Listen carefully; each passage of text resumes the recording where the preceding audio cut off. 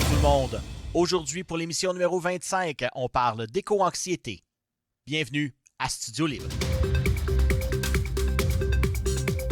La protection de l'environnement, c'est un sujet dont on parle abondamment ces temps-ci. Et parfois, ça peut créer un autre problème qu'on appelle l'éco-anxiété. On va en parler avec un conférencier, animateur, formateur d'enviroéducation, Emmanuel Benoît. Bonjour, bienvenue. Oui, bonjour. Merci de me recevoir ici aujourd'hui. La protection de l'environnement, comme on sait, c'est un sujet dont on parle abondamment depuis, je dirais à peu près les 30 dernières années. Là. On a commencé avec le recyclage et compagnie. Ça va bien. Bon, là, on a changé les règles de recyclage. Là, le monde sont un petit peu mêlés. Mais il y a des gens qui vont être beaucoup plus touchés par les conséquences de ce qui arrive dans on va prendre par exemple la pollution. Il y a des gens pour qui la pollution, ça crée une anxiété en disant « Ah, mon Dieu Seigneur, qu'est-ce qu'on va devenir dans un avenir très, très rapproché? » Je pense notamment à des chansons des Cowboys fringants et du regretté Carl Tremblay qui, étaient très, très alarmistes. À quel point ça peut être anxiogène pour certaines personnes d'entendre parler justement que l'environnement, ça va mal? Bien, il y a un constat qui est effectué tant au niveau global qu'au niveau du Québec ici. Les recherches le démontrent. Dans le fond, c'est qu'il y a une éco-anxiété qui est vécue face à la crise environnementale, face à la catastrophe environnementale. L'éco-anxiété, on définit ça comme une peur chronique de la catastrophe environnementale. Mm-hmm. Et l'éco-anxiété, c'est quelque chose qui est vécu par plusieurs personnes et c'est vécu notamment chez les jeunes qui sont confrontés à certaines données, à de l'information dans les médias traditionnels, sur les réseaux sociaux, concernant où s'en va la planète et le fait qu'il y a un climat d'incertitude face à où est-ce qu'on s'en va, quels sont les impacts de notre surconsommation, par exemple. Le fait qu'il y ait un climat d'incertitude, c'est ce qui peut créer de l'anxiété et avoir des répercussions, notamment dans le vécu de certaines émotions ou dans une certaine paralysie, une certaine impuissance. Il y a plusieurs choses qui sont vécues en lien avec l'éco-anxiété. Oui. Et quand on est confronté à un problème d'éco-anxiété ou qu'on voit que un jeune ou parfois même certains adultes développent ce genre d'anxiété-là, comment est-ce qu'il faut réagir en tant qu'entourage? Au fait, c'est de ça dont on parle dans nos ateliers, dans nos conférences au sujet de l'éco-anxiété. Il y a différentes choses qui peuvent être faites, mais à la base, d'adopter une bonne posture envers la personne qui vit l'éco-anxiété, de simplement l'écouter sans jugement. Pas nier du revers de la main, là. Ben c'est ça, l'écoute simplement, ça fait un bon bout de chemin. C'est une bonne base pour accueillir l'autre dans ce qu'il est en train de vivre, de pouvoir que l'autre puisse mettre des mots là-dessus, de comprendre sa pensée, de comprendre l'anxiété et les émotions qui y sont reliées. Donc, à la base, l'écoute active, c'est un bon début.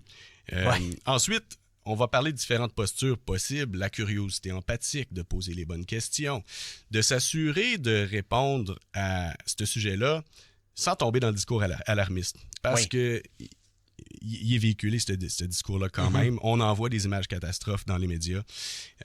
Donc, on ne veut pas tomber là-dedans, ce qui pourrait accentuer l'anxiété, qui pourrait amener le jeune à paralyser puis finalement à ne pas vouloir rien faire. On veut éviter les discours alarmistes. Et en parallèle, on ne veut pas tomber non plus dans le minimalisme, à minimaliser, à réduire un peu ce qu'on peut penser des changements climatiques ou de la catastrophe environnementale. Ce qu'on souhaite, c'est d'avoir une écoute, une curiosité qui amène à poser des bonnes questions et qui amène à avoir un discours nuancé en reconnaissant qu'il y a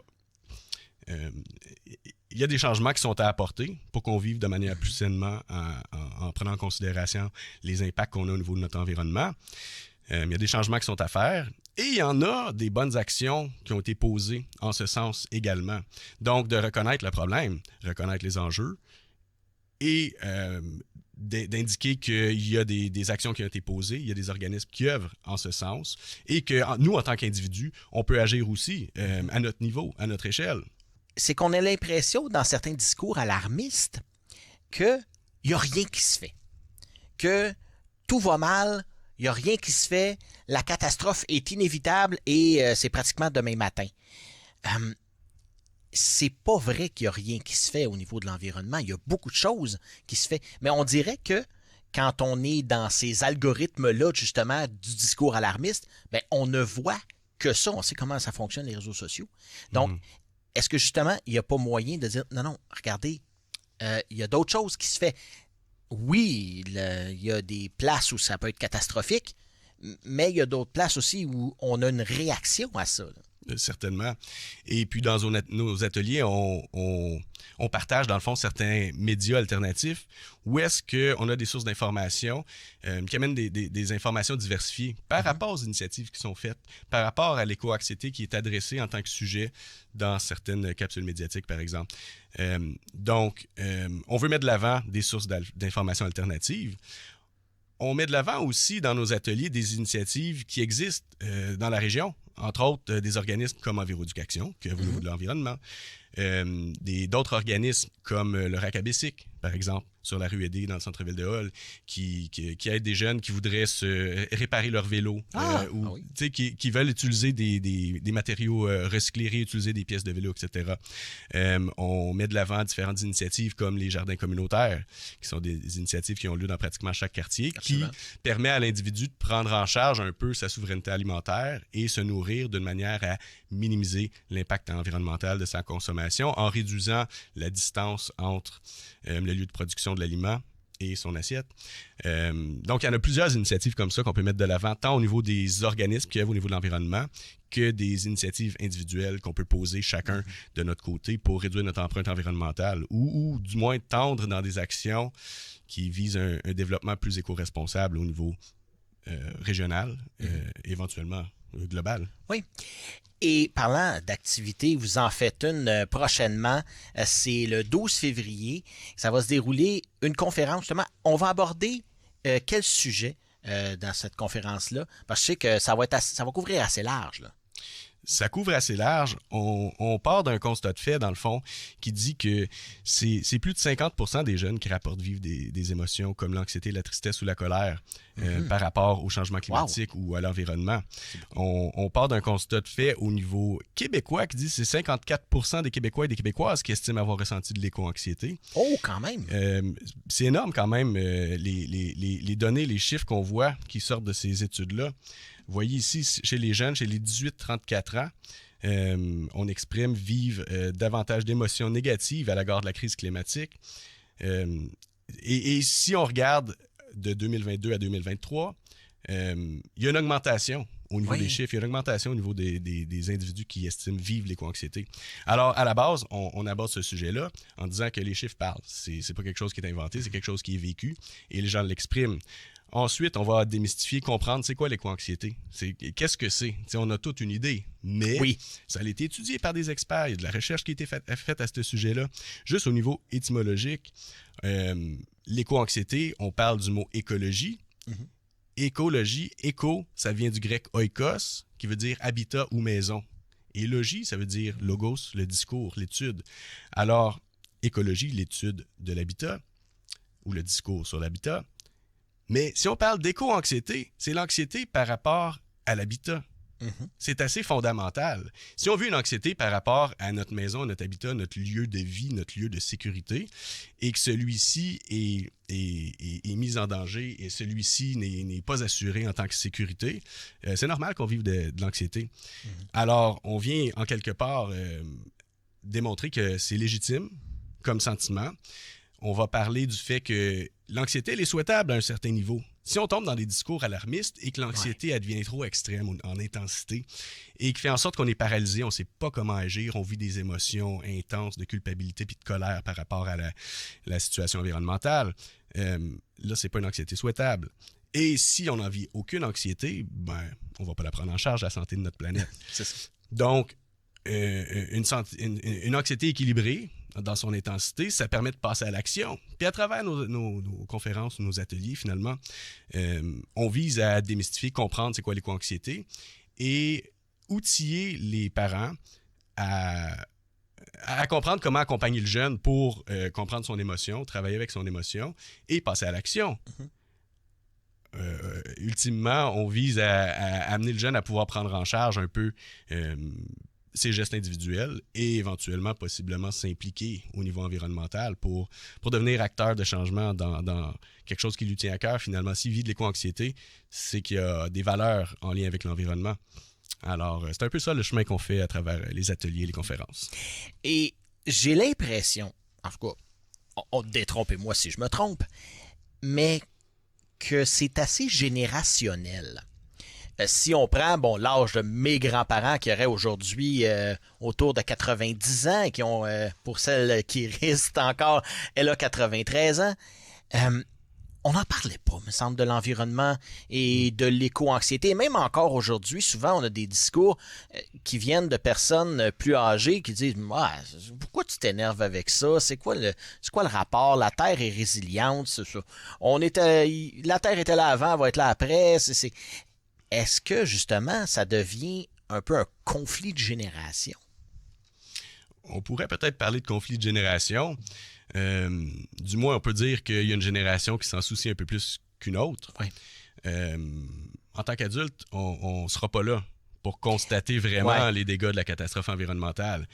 Les jeunes, ils vont le vivre. Les enfants des enfants, c'est quelque chose de réel, c'est quelque chose de tangible. Ils vivent, ils grandissent dans un environnement où est-ce que, simplement à Gatineau, depuis quelques années, on a des inondations, chose qu'on n'avait pas aussi fréquemment avant. On vit dans un environnement où est-ce qu'il y a des tornades. On n'avait pas de tornades à Gatineau avant. C'est vrai. Puis il y en a d'autres exemples comme ça qui démontrent que c'est quelque chose de réel, c'est pas quelque chose de lointain, ça se passe dans notre cours. Donc, je pense que les plus jeunes peuvent le vivre d'une manière réelle plutôt qu'un discours philosophique ou idéologique. Ouais. Ça devient une réalité. Et Enviroéducation est allé aussi créer des capsules vidéo en faisant des entrevues, des vox pop avec des jeunes. Et c'est intéressant, les résultats, les réponses des jeunes qui considèrent l'éco-anxiété comme quelque chose qu'ils vivent de manière très près d'eux. C'est pas tout jeune, ils vont pas dire la catastrophe au niveau environnemental, puis que font nos institutions et au niveau global. Non, mais de dire mon petit chien qui allait jouer dans le champ à côté de chez nous, maintenant il peut plus aller jouer dans ce champ-là à côté de chez nous parce qu'il y a trop de déchets. Ouais. Alors ça devient une réalité. Encore une fois, c'est pas quelque chose qui se passe juste à la télé, c'est pas quelque chose au niveau du gouvernement, ça affecte le quotidien de l'enfant. Chose que chez les personnes plus âgées, c'est pas vécu de la même manière. Ouais. Le fameux, c'est pas grave, ça va arriver dans 50 ans. Mais non, 50 ans, il est arrivé, là. Donc, c'est plus quelque chose qu'on va pelleter en avant. C'est quelque chose qui est réel. Je pense simplement au site d'enfouissement. À l'époque, on en ouvrira un autre, puis c'est pas plus grave que ça, puis on verra ça pour plus tard. C'est ça. Mais c'est justement là, le plus tard, il commence à frapper. On n'a qu'à regarder juste, on parlait des désastres naturels, qu'il y en a de plus en plus, juste du côté des États-Unis, en bas, dans le sud, c'est quand même assez incroyable. En Floride, notamment, les tornades, les inondations et compagnie qui se passent là, il y en a toujours eu, mais là, ça s'accélère beaucoup. C'est souvent, et souvent, ceux qui vont diminuer l'impact, c'est que on se dit, il y en a toujours eu. Oui, il y en a toujours eu, mais il y en a de plus en plus. Là. Il y a des données qui parlent, finalement. Les études qui sont faites, il y a réellement un réchauffement climatique. Année après année, les températures moyennes augmentent. Il y a des espèces qui sont en voie de disparition dues au changement des écosystèmes, dues au réchauffement de la planète. Donc, on peut tenir le discours qu'on veut dans un sens, mais à un moment donné, il y a des recherches qui ont été faites, il y a des données scientifiques qu'on peut pas nier non plus. Et les jeunes, justement, qui sont éco-anxieux, est-ce qu'ils vont le rester à l'âge adulte? Parce qu'à un moment donné, avec le train-train de la vie qui arrive, les enfants, c'est ça. Donc, si on avait une éco-anxiété étant jeune, est-ce que ça se répercute plus tard dans la vie? Là, c'est une discussion. Dans le fond, nécessairement, ça va avoir des répercussions. Ça va avoir des répercussions, mais de quelle manière les répercussions vont se vivre? En faisant des ateliers au sujet de l'éco-anxiété, on souhaite que cette anxiété-là soit transformée en action positive ou en action constructive pour que l'individu puisse adopter un mode de vie peut-être plus sain. et ou s'impliquer dans des initiatives pour soutenir sa valeur de l'environnement, par exemple.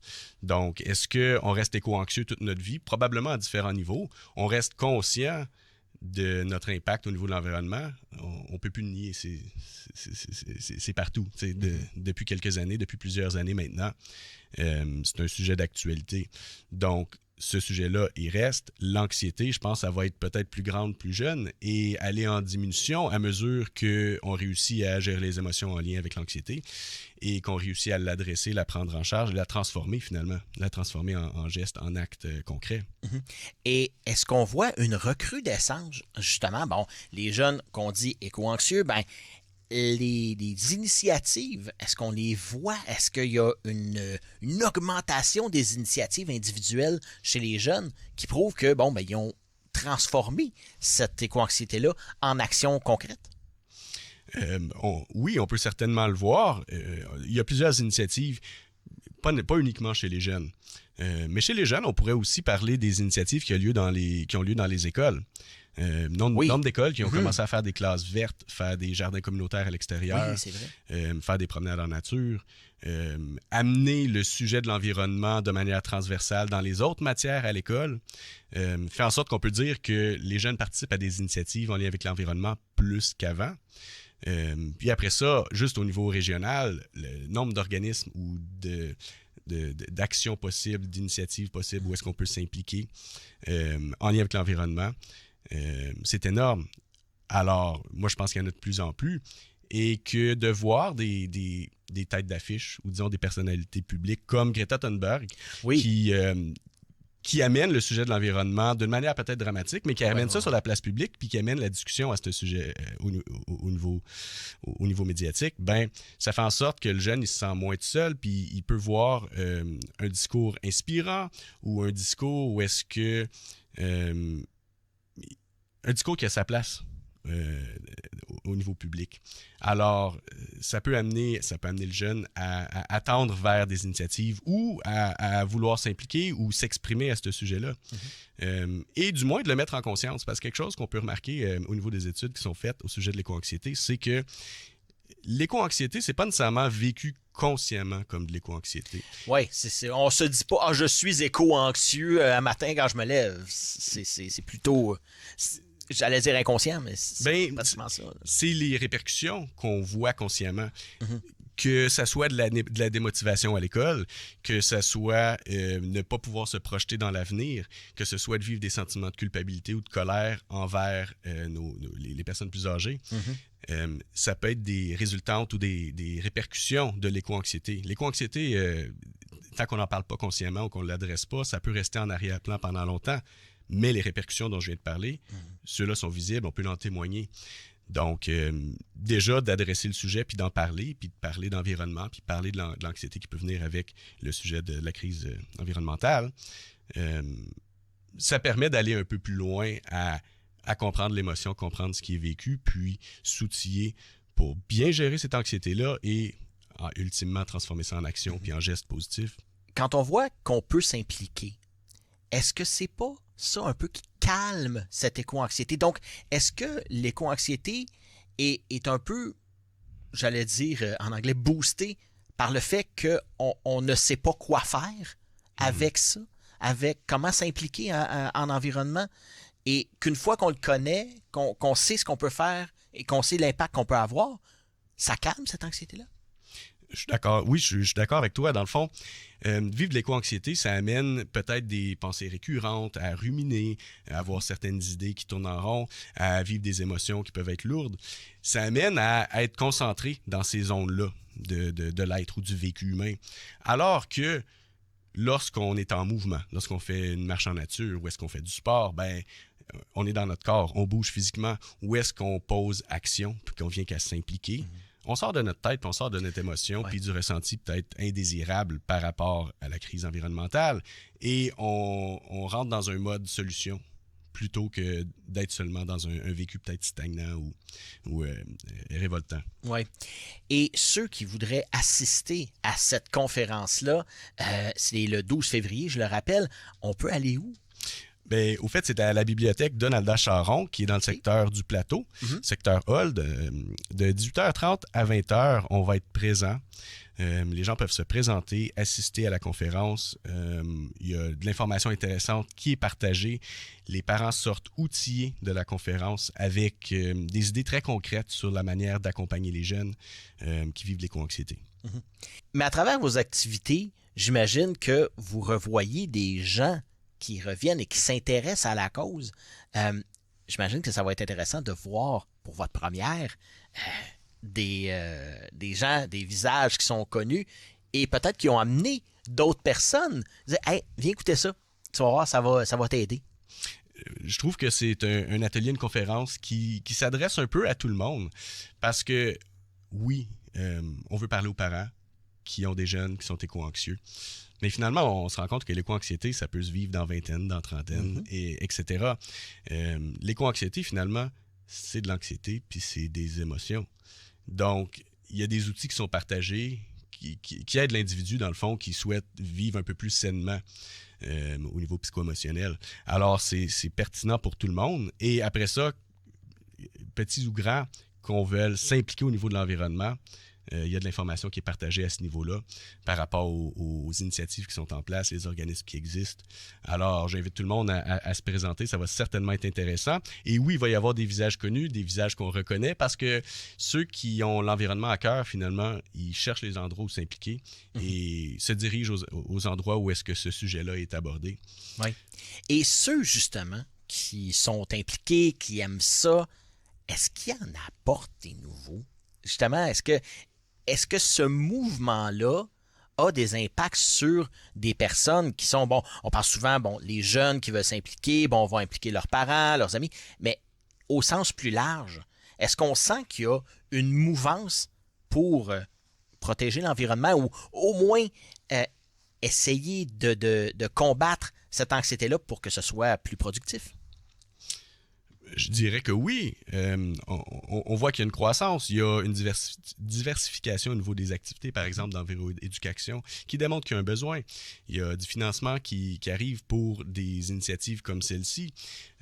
Donc, au niveau institutionnel, au niveau des organismes, au niveau des collaborateurs, des partenaires, au niveau médiatique, on voit qu'il y a un intérêt. Et bien, certainement, au niveau de la participation également, on a des conférences qui sont bookées dans les écoles, dans les centres communautaires, dans les bibliothèques. Donc, il y en a plusieurs à venir. Et là, on vous invite à la bibliothèque Donalda Charon. C'est une première. Et on a bien hâte de voir qui va se présenter et l'engouement que ça peut prendre. Et ben, j'ai bien hâte de voir ça. Il y a beaucoup d'organismes qui s'occupent d'informer les gens au niveau de l'environnement. Environ-éducation en est une, mais j'imagine qu'avec des partenaires un peu plus globaux, puis même d'ailleurs, vous avez différentes façons de voir les choses selon la culture, selon le pays. Est-ce que, justement, à travers la planète, il y a des différentes façons de voir la protection de l'environnement? Ben, j'imagine que oui, qu'il doit y avoir une dimension culturelle à la manière d'aborder la crise environnementale et les solutions qu'on peut apporter. Il y a quelque chose de clairement régional. On ne vit pas la même chose à Gatineau qu'on vit au Burkina Faso, mais quelque chose qui reste, qui est similaire, c'est que la crise environnementale, c'est quelque chose qui se vit de manière globale. Et les études démontrent que l'éco-anxiété, également, c'est quelque chose qui est vécu autour de la planète. C'est pas juste à Gatineau. Donc, au niveau de la manière, au niveau des solutions, probablement qu'il va y avoir une dimension culturelle ou régionale, mais ultimement, c'est un sentiment qui est vécu de manière universelle. Ouais. N'en déplaise à certains, on est tous sur la même planète. Et puis, s'il y en a un qui est un peu plus rebelle, eh ben, on va finir par en avoir les conséquences. On le voit d'ailleurs juste avec les feux de forêt. Si il y a des feux de forêt un peu partout à travers la planète, ben, on finit par avoir de la fumée, même ici au Canada, même si c'est très, très, très, très loin. Eh ben, on finit par en subir les conséquences. Donc, c'est important de se conscientiser collectivement que c'est pas parce que les autres font pas rien que nous autres on fera rien non plus. Il faut commencer en quelque part. Il faut commencer à quelque part et l'idée des feux de forêt, dans le fond, c'est quelque chose qu'on a vécu dans les dernières années et on voyait des écoles fermées parce qu'il y avait trop de fumée à l'extérieur, les enfants ne pouvaient pas sortir dehors. Donc, c'est clairement un climat qui peut alimenter cette éco-anxiété-là. Ou amener une prise de conscience en disant que, wow, il se passe vraiment quelque chose au niveau du climat et il y a des gestes qui sont à poser. Donc, il y a peut-être un réveil qui est pertinent, mais ensuite, c'est là qu'on intervient. C'est-à-dire, qu'est-ce qu'on fait avec cette éco-anxiété-là, puis qu'est-ce qu'on fait pour solutionner le problème, ou amener notre pierre à l'édifice, du moins, pour œuvrer dans le bon sens. Et voilà.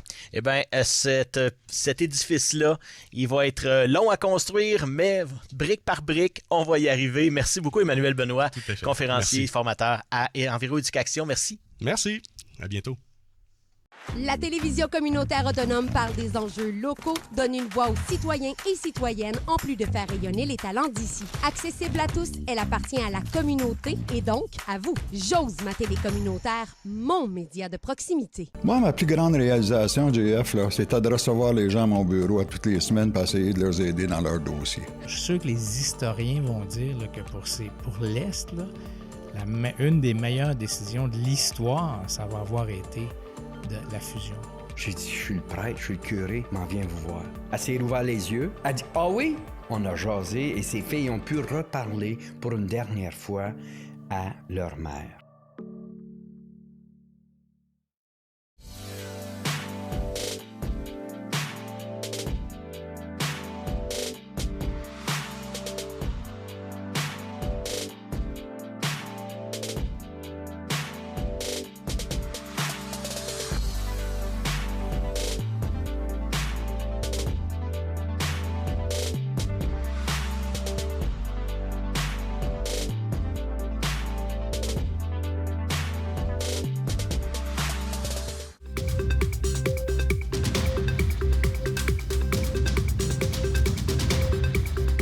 D'avoir été des nôtres pour cette édition numéro 25 de Studio Libre. J'aimerais remercier mon invité d'aujourd'hui, Emmanuel Benoît, animateur conférencier pour Enviroéducation. Et je vous rappelle que nos émissions sont disponibles sur notre chaîne YouTube. Nous avons également notre groupe de discussion Facebook TVC Basse-Lièvre, entre parenthèses officielles, pour des nouvelles un peu plus au quotidien de la TVC. Et moi, il ne me reste qu'à vous dire bonne journée et on se revoit pour un autre Studio Libre.